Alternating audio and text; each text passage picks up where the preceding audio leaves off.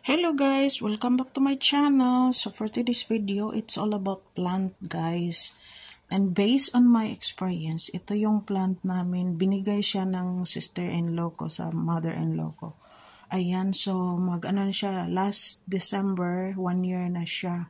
So ngayon is January. So back in November, the leaves turn yellow and it fall off. Parang nalanta siya guys.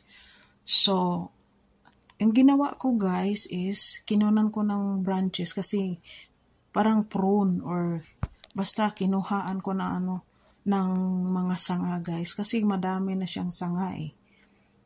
At saka siguro hindi na kaya na pakainin ng 5-liter pot lang yung tinaniman ko. Tinansplant ko.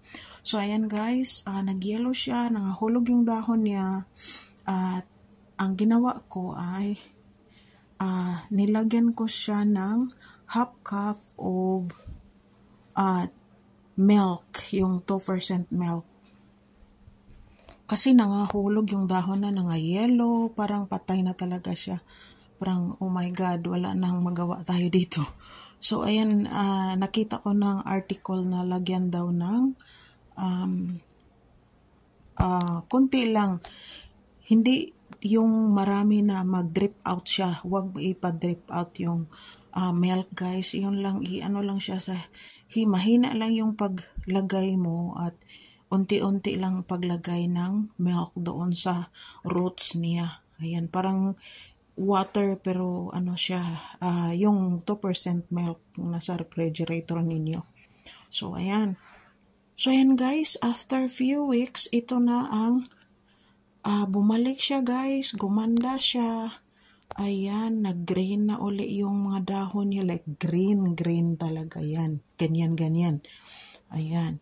So, ayan guys. So, pag yung tanim nyo guys ay para nang mamamatay at wala na kayong yan lang ang gagawin nyo guys. Lagyan, you have to put 1 cup or depende, this is 5 liters flour pot, so I put a half cup of 2% milk. So I have been putting it 3 times since November.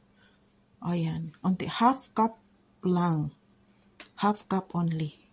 So ayan guys, so ito yung ma-share ko sa inyo guys. Kahit kung malaki yung plants, basta unti-unti.